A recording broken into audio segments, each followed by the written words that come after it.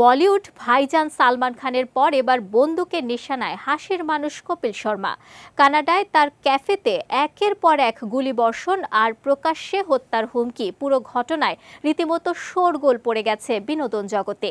কুখ্যাত লরেন্স বিষ্ণোই গ্যাংয়ের হুমকি যেন এবার বিনোদনের মঞ্চ থেকে রক্তক্ষয়ের মঞ্চে টেনে নিতে চাইছে এই জনপ্রিয় কমেডিয়ানকে।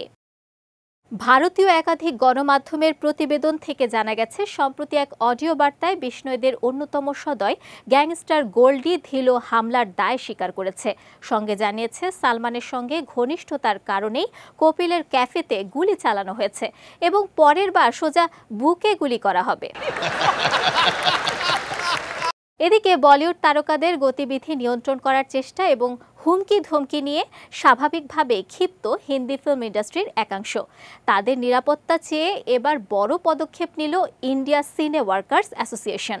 সংগঠনটি এ নিয়ে ভারতের স্বরাষ্ট্রমন্ত্রী অমিত শাহের কাছে বিশেষভাবে আবেদন করেছে, তিনি যেন কানাডার প্রধানমন্ত্রীর সঙ্গে আলোচনা করে বিদেশে ভারতীয় তারকাদের নিরাপত্তা নিশ্চিত করেন।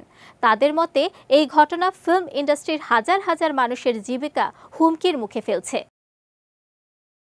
তাদের দাবি, সালমান খান, বাবা সিদ্দিকী, সাইফ আলী খানের উপর সাম্প্রতিক হামলা ইঙ্গিত দিচ্ছে নানান কিছুর। তাই পরবর্তী লক্ষ্য কে হতে পারে তা নিয়ে সবাই আতঙ্কে। কানাডায় ব্যবসা করার লক্ষ্যে একটি ক্যাফে চালু করেছিলেন কপিল শর্মা, কিন্তু উদ্বোধনের এক সপ্তাহের মধ্যেই আসতে শুরু করে হুমকি। গত ৯ জুলাই রাতে প্রথমবার ক্যাফেতে গুলি চালানো হয়। ১ মাসও পার হয়নি, এর মধ্যেই ফের হামলা।